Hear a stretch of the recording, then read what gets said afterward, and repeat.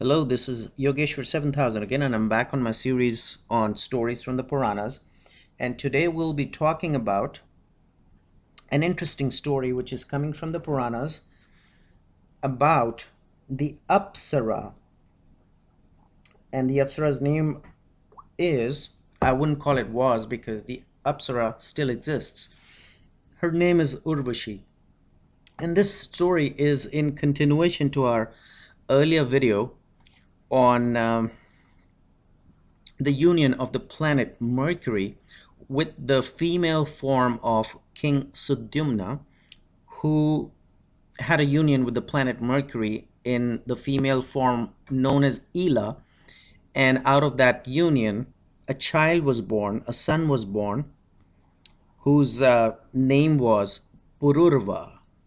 Okay, and please refer to my earlier video on that story, which is about the son of the planet Mercury, and you'll know more in detail. So when King Sudyumna became a female, he eventually merged with the goddess and went up to the heavens. And his son, Pururva, who was actually the son of the planet Mercury and the female form of King Sudyumna, which was called Ela, inherited the throne, inherited the kingdom from King Sudyumna. So King Pururva, who inherited the throne after his father passed away or had a union rather with the goddess, the supreme goddess, he started to rule the kingdom with a lot of qualities. Okay, and he was able to satisfy his subjects in his kingdom. He began to govern his kingdom according to dharma. Okay, dharma doesn't necessarily mean religion, it is the correct way to live. And his dharma as a king, as a kshatriya or as a warrior, because the kings used to come under the category of the warriors, which was under the category of the Kshatriya class. So it's class. So there were four classes, the Brahmins, the Kshatriyas, the Vaishyas were the businessmen, and the Shudras were the working class. So again, Brahmins, the priest class, Kshatriyas, the warrior class, and the kings came under that class. The Vaishyas were the business class, and the Shudras were the working class. So that's how it was classified. The society was classified according to that in the ancient times. So he began to govern his kingdom with his dharma or his right duty, keeping his subjects in the kingdom, which he ruled, very happy. And he had a lot of qualities.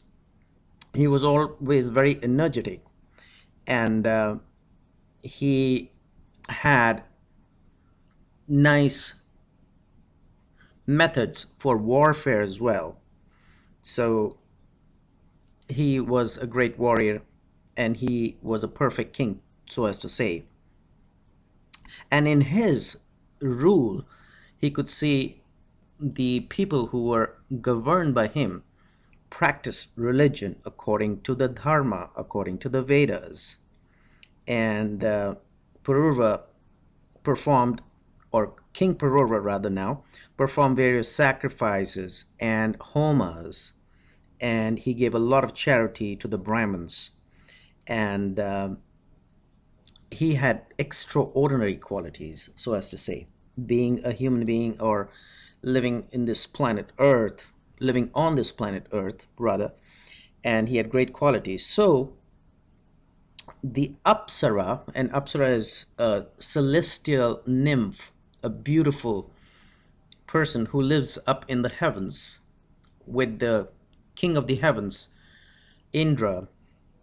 She came to know of the qualities of this great king, Pururava, who ruled his kingdom with, perfection, almost perfection. And she suddenly became overwhelmed with the desire to have union with King Pururava.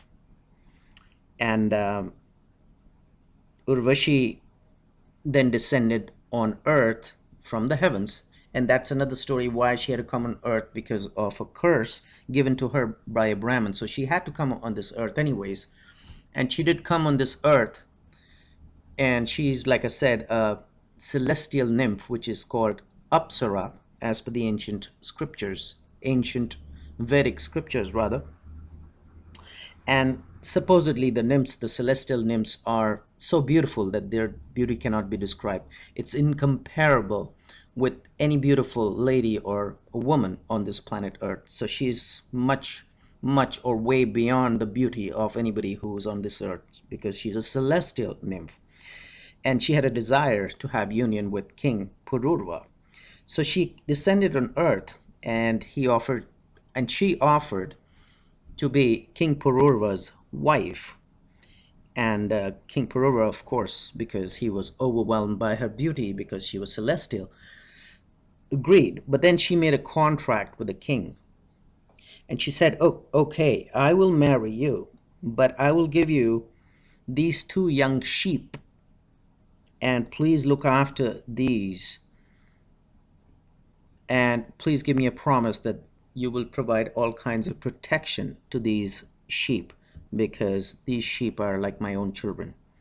So on this, the king agreed, because he was a powerful king and he had every way and every means to take care and protect these two sheep.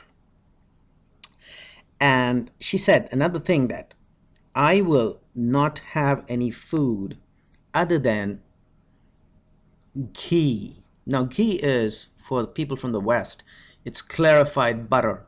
Okay. So she said the second contract is, the second condition, or the second clause in the contract, so as to say in modern language, is that I will take ghee daily and nothing else from our food. And then the third condition, or the third clause in the contract, was that I should never see you without clothes. Okay. So even at the time of union, there has to be darkness, and she should never see the king without clothes. So these were the three conditions, which are pretty simple, straightforward. One, looking after the two sheep which she had brought with her. Second, she will have only ghee, which is clarified butter, and no other food. And the third thing is that she should never see the king, King Pururava, without clothes. So the king immediately agreed, and the contract was done. Of course, it was not a written contract as we have in modern day age today, but it was a verbal contract, and the king agreed and accepted. And then he began to live with Apsara Urvashi, and he was extremely attached to her, extremely enamored by her beauty, and he pretty much was so enamored by her, so smitten by her beauty, and obviously I don't blame him for that, that he left his duties as a king and dharma and stayed with her for many, many, many years in the company of Apsara Urvashi. And the king's mind was very absorbed in her, that he became so attached to her that there was a point where he could not even imagine of living a single moment without her. So many years passed away, and then Indra, the lord of the heavens, the lord of the Devatas, when he saw that his Apsara, or the celestial nymph, was not there in the heavens, she's on earth, he said, okay, oh my God, how do I get her back? Because Apsaras are supposed to, give pleasure to the heavens and the gods, and especially the god of the heavens, god of the Devatas, or the gods, which is Indra himself. So he said, well, where is Urvashi? And then he came to know that she is descended on earth. And of course, that was because of a curse given to her by a Brahmin. But then again, she was deeply attracted to King Pururava, and she was living with him and having a great time. So he said, okay, how do I get her back? So he asked the Gandharvas, and Gandharvas are celestial musicians. They're a class of celestial heavenly beings who are musicians, who are also there in the court of king of the gods Indra, to provide him music and dance and singing and all kinds of pleasures. So he told the Gandharvas that, okay, please go and get Apsara Urvashi back to the heavens. And how do you do that? What you do is that go and steal the two young sheep which Apsara Urvashi brought with her to earth, and got a promise from King Pururava that he will protect the two sheep. So King Indra, or Lord Indra, or God Indra, whatever you want to call him, found this as a great plan to steal the two sheep from the palace of King Pururava. And he says, well, my garden, my celestial garden, which is called Nandana, Nandan actually in Hindi. So that's a garden, and the celestial nymphs are all there, the apsaras are all there, and I'm feeling very bad that a great, beautiful looking nymph is not there, called Urvashi. So we want to get her back. Okay. So, as instructed by Indra, the Gandharvas and the other gods as well. And one of the gods name mentioned in the ancient scriptures is, or the Puranas is, his name was Vishwavasu. And along with other gods and Gandharvas, went to Pururava's palace, King Pururava's palace on earth. And then when it was dark at night, and when Pururava was busy with Urvashi, or Apsara Urvashi, stole the two young sheep. And then while they were carried, the two sheep was carried away in the sky, the sheep cried. And then when Apsara Urvashi came to hear the sheep being taken away by the gods, and as I've already mentioned, she used to consider the sheep as her own children, her own sons. So she was very angry, and she spoke to the king, King Pururava, that you and I made a contract that you will protect these two sheep, okay? I place my confidence in you. And now, see, the thieves are stealing away these two sheep who are like my sons. And now you're sleeping here like a woman. And she was really mad at him. She says, you're impotent, you're powerless. You cannot protect my sheep. And you keep boasting of your powers and your kingdom and your royalty and everything. And these two sheep are dearer to me than my own life. So Urvashi started to cry, and King Pururava, the powerful king, ran after the Gandharvas instantly, because Apsara Urvashi challenged his manhood. And King Pururava was a powerful king. He used to rule almost the entire world. So he ran after the Gandharvas. And Gandharvas, I've told, they are gods, or godlike beings who are in the palace of King Indra, who's the king of the gods, rather. And they are assisting him and kind of giving him all kinds of pleasure by singing and their music, their dancing, and they're like ministers to him, to King, or the god, or the king of the gods, Indra. So these Gandharvas were taking away two sheep, and then King Pururava, who was ruling the earth, he ran after the Gandharvas instantly. But in this instant moment, he forgot that he was without clothes at this moment. He was not wearing any clothes. So here he is. One clause of the contract is broken, that the sheep are being stolen away. And the second clause is that Urvashi should not see him without clothes. And here he is. He ran after the Gandharvas without realizing that he's not wearing any clothes. And then another trick was played by the Gandharvas.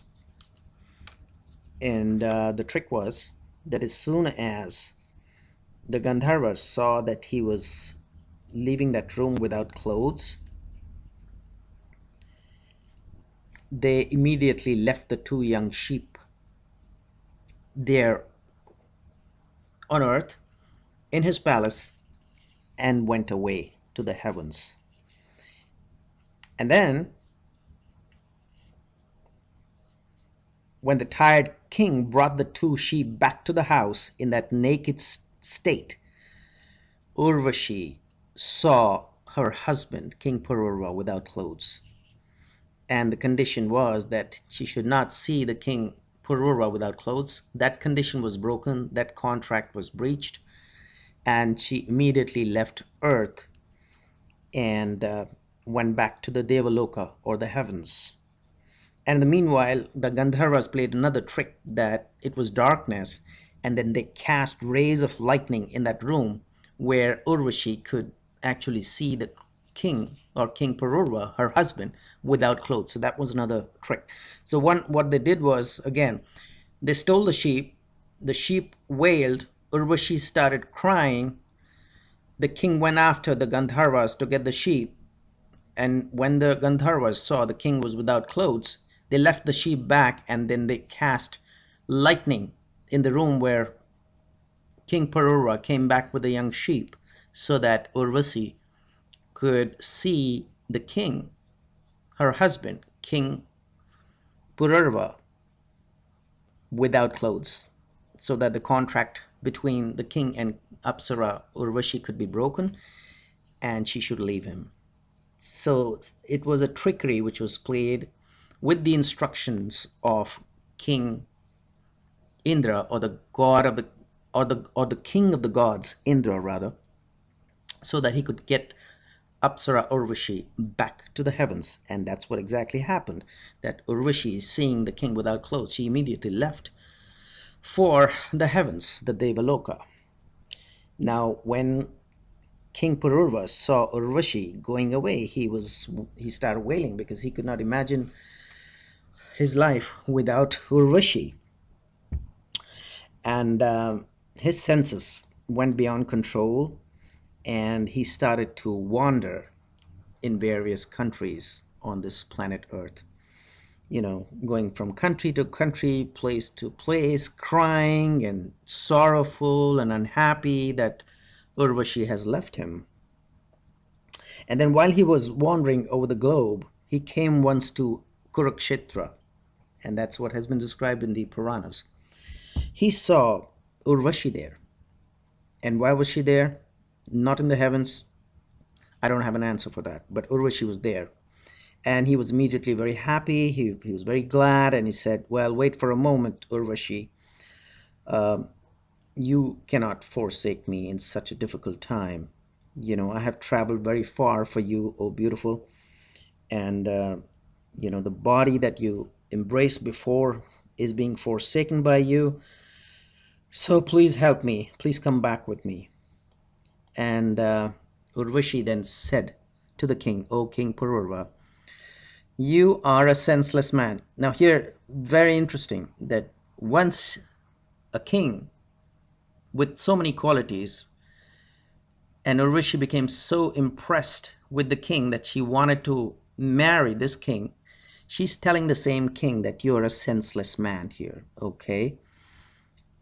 He's he was in that kind of a dire strait. That's why she called him. And then she tried to put some message to him, some knowledge to him, that look, you're senseless because you do not know that pure love of woman cannot take place. So she tried to kind of convey this message to him, that you do not understand that there is nothing called a pure love of a woman. Okay? So people living on earth should never ever trust any woman. And people, just like they cannot trust a thief, an earthly man should never trust a woman. That's coming from the Puranas. That's not my statement. And that's what Apsara Urvashi told the king, Pururava, I'm sorry, not Pururvasu, King Pururava. And immediately King Pururava was brought to senses by this statement by Apsara Urvashi. And he felt some consolation. However, he had so much love for her in his heart that he just could not control his senses there, and he was still deeply, deeply sad that although this knowledge, this message was given to King Pururava by Apsara Urvashi, was giving him some consolation that he should not be trusting a woman, and especially a woman on earth can never be trusted. So do not get unhappy, do not be sorrowful, calm down, control yourself. But still, he had deep regret that he cannot have her back, and he had to let her go. So this was a little story about how King Pururava got the company of Apsara Urvashi for many, many years, and they had a great time together. They enjoyed each other's company. And then, because of the treachery, oh, I wouldn't say treachery, but because of the planning of the king of the gods, Indra, Urvashi had to leave the company of King Pururava and go back to the heavens, where her place actually belongs. So I wouldn't say treachery by King Indra, the king of the gods, because the place for Urvashi was not there to be on earth, it was there in the heavens. So he used his mastermind, his skills, like he always does. King Indra, the god of the kings, or the king of the gods. I keep repeating that, god of the kings. He is a king of the gods.